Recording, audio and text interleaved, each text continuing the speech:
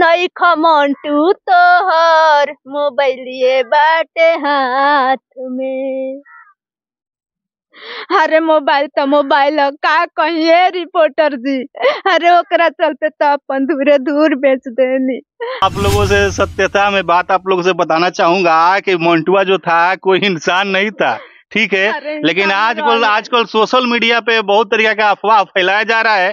तो चलिए हम और भी कुछ जानने का प्रयास करेंगे, लेकिन ऐसा नहीं है, कोई भी धरती पर जो भी प्राणी हो, हर इंसान से लेके जानवर कोई भी हो, सबसे प्यार होता है और बहुत गहरा जो प्यार का नाता रिश्ता है वो हुआ है मनीषा जी से। तो चलिए और हम पहुंच गए हैं कोयनी गांव में, जो कि यहाँ पे मनीषा जी के यहाँ पे, जो कि इन्होंने इंस्टाग्राम पर आजकल बहुत धमाल मचाई हुई है और बहुत कुछ बातें करेंगे। चलिए सबसे पहले इनसे हम बात करेंगे और जानने का कुछ प्रयास करेंगे। जी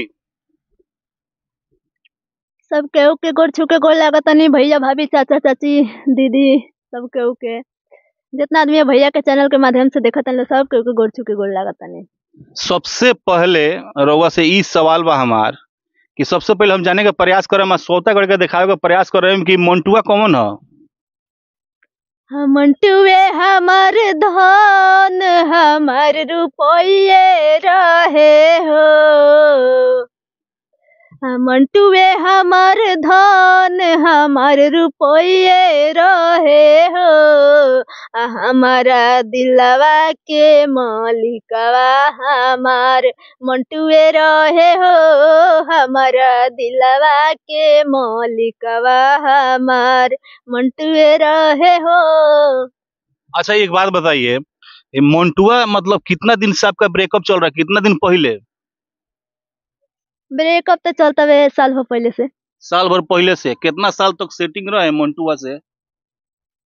6 साल पहले से हमें उनसे प्यार था, हमें उनसे प्यार है, आज भी है और हमेशा रहेगा, आज भी है और हमेशा रहेगा।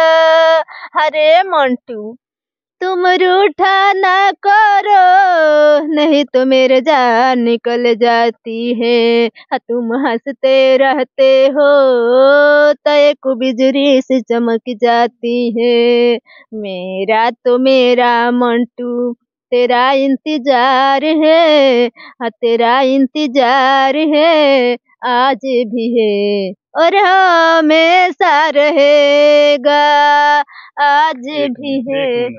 और दोस्तों मैं आप लोगों को बता दूं कि सबसे हैरान कर देने वाली ये बात है कि जो मनीषा जी जो दिख रही हैं ये खड़ा नहीं हो सकती, क्योंकि इनका जो है ये खुद अपाहिज है और ये चल फिर नहीं सकती।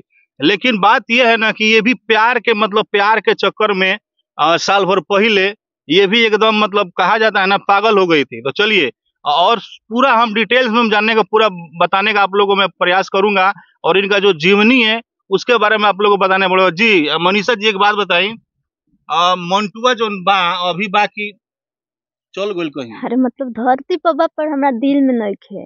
मतलब मंटुआ के नाम से रहुआ एकदम वायरल चल रहा बानी जन्नी, तो मंटुआ इंसान है कि कुछ और ही है? हमरा तो नहीं के बुझा। इंसाने रहे। इंसान रहे तो काहे से कि कोनो वीडियो में रहुआ कहले बनी कि मंटुआ मतलब शादी भइल ही नहीं के, तो मंटुआ कहाँ से आ गइल? रहुआ घरे खाना कहाँ से खा लेलक? यानी घर ही रहत रहला मंटुआ? मनीषा जी एगो बात बताई, हाँ? जौन मंटुआ रहे का एकरा से बियाह हो गए रहे राउर? अब इतना कह के हमरे के रोवाई मत। काहे? अरे बड़ी याद आवता हमरा मंटू के, बड़ी याद आवता। हमार मंटू रहले त घर में एगो चोर चैन आवसन, आज हमरा मंटू के गइला के बाद घर में चोर लगी लगा दे तरसन। हमार मंटू रहले त दुआरी पर बैठत रहले रात भर। अपना मंटू के एक टुकी रोटिया बिगी तो ले चल जास दुआरा, रोटिया खा ले सर पनिया के इशारा करस त एक हंडिल पनिया चला देता, जाके चटर चटर चाटे लागो। अगर मान ली कि मोन्टुआ भेटा हो तो का करे, मारे केंगा चाटू जी, पनिया केंगा चाटू। आज हमरा मंटू के बड़ी याद आवता। याद होता बड़ी याद आवता, रहल तो एक टुकी रोटिया बिगिन तले धौरल ले ले दुबारा निकल जा। जैसे पनिया पनिया के इशारा करस तो कालवा चला दी तो जाके चटर चटर चाट ले। अयो दादा। अच्छा एगो और ही बात बताई ना। ऐसा ने चाटर दावे। हे भगवान। तो दोस्तों एगो बात बताई रुआ लोग से, बड़ी याद आवता हमरा मोन्टुआ का जौन प्यार बा ना एगो ड्रामा से कम नहीं के, एक नाटक से कम नहीं के, जनी लो बड़ी सुरीला आवाज में बोलत रहले हमर मंटू। ये के एकदम गइली केंगा बोलत रहनी, मोन्टू जे रहले केंगा बोलत रहले। अरे इतना मंटू मंटू कह के हमारे याद दिला के रो चली लो। हमरा मंटू के तो एकदम सुरीला आवाज रहे, हमरा मंटू के आवाजवा दिल से ना जाला। केंगा केंगा बोलत रहले मोन्टू। अरे उनकर तो आवाज बड़ा सुरीला रहे। तो वो तनी बोल के तनी बता दी। वाह वाह वाह वाह। देख ली आ गई बात। इतना दिन से सोशल मीडिया लोग बाया लो, बहुत सारा पत्रकार यहाँ इन्हीं लो मोन्टुए के प्यार में मनीषा जी पगलाइल बनी, लेकिन इन नहीं लो जाने के चाह कि आखिर मोन्टुआ रहे कौन जौन मोन्टुआ के यहाँ के रोटी खियाई आ पानी कल पर पियाई तो चटर चटर पानी पियो। जैसे रोटियां बिगिन तो दांतवा में दबले ले और हमरा मंटू के 4 गो गोड़ रहे। 4 गो गोड़ वाला से यहाँ के प्यार भइल। अरे 4 गो मतलब ना रहे जी, 2 गो गोड़ 2 गो 4 गो ना भइल। तो देखी दोस्तों हाथ रहे पीछे 2 गो गोड़ रहे, आज जैसे पनिया चलाए चले जाके चटर चटर चाटे लागत, बहुत याद आवेला हमरा मन। पोंछो रहे मोन्टुआ के। अरे मतलब कुत्ता थोड़ी रहेगी पोंछ रही, तो इंसान रहे। इंसान रहे तो दांत में रोटी लेके टांग के भाग जाओ। अरे दांत में ना, अरे जी पापा मम्मी के सामने तनी शर्मात रहले। दोस्तों आप लोगों से सत्यता में बात आप लोगों से बताना चाहूंगा कि मोन्टुआ जो था कोई इंसान नहीं था, ठीक है, लेकिन आजकल सोशल मीडिया पे बहुत तरीके का अफवाह फैलाया जा रहा है। तो चलिए हम और भी कुछ जानने का प्रयास करेंगे, लेकिन ऐसा नहीं है, कोई भी धरती पर जो भी प्राणी हो, हर इंसान से लेके जानवर कोई भी हो, सबसे प्यार होता है और बहुत गहरा जो प्यार का नाता रिश्ता है वो हुआ है मनीषा जी से। तो चलिए और कुछ हम बात जानने का आप लोगों को प्रयास करूंगा और कुछ दिखाने का प्रयास करूंगा। एगो बात बताई, अभी मोन्टुआ मिली तो का करे में करे के?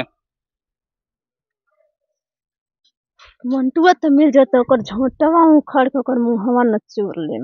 पहले त हुआ रखत रहनी 100 खातिर, पर अब लखरे बनी ओकर मुंह न चोरे खातिर। आई न खुनवा आई जन बढ़ले बनी हेते मारे खातिर। अरे ओकर मुंह न चोरे खातिर।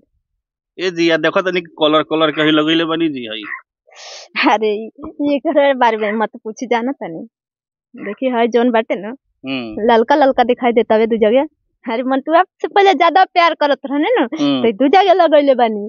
और है तो कमलेशवा के पसंद हटे तो देखे है चंदनवा के पसंद है, आ एकरा के ब्लैक कलर काय करके रखले बनी, एकरा से अभी डेटिंग सेटिंग चलता। और रवा लोग के पता बाटे कि तनी मोबाइल के रिचार्ज के महंगाई के जमाना आइल बाटे, जमाना बा तो तनी सोचने की एक गो से रिचार्जवा कराम तो प्यार तो भारी पड़ जाई ओकरा ऊपर। अच्छा जी एगो बात बताई ना, हई मोबाइलवा जौन लौकत कामना के दिहल ह?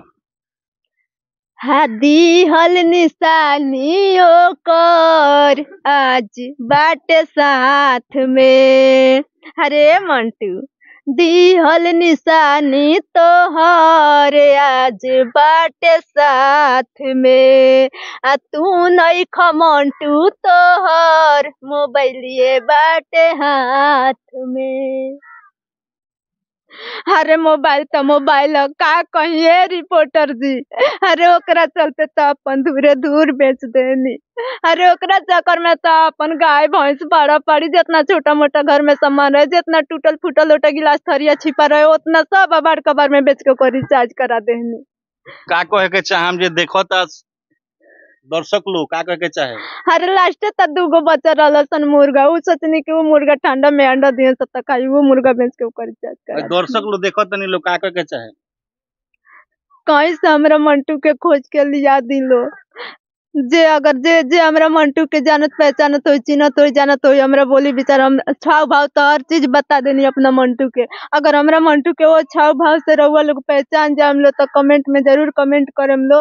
और हम रउआ लोग खातिर 2,500 रुपया इनाम रखले बानी। दोस्तों देखनी लो अभी तक के जो ना बात ई बा कि यहाँ के जोन बा न यहाँ के पूरा अपाहिज बानी, चल नहीं सकत, फिर नहीं सकत।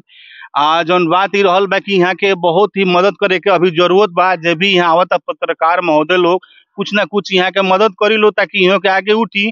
और अगर रोल देख रहल बानी लो यहाँ के थोड़ा चैनल के नाम हम लोग बतावे के चाहत नहीं जी, तो अपना चैनल का नाम बता दी।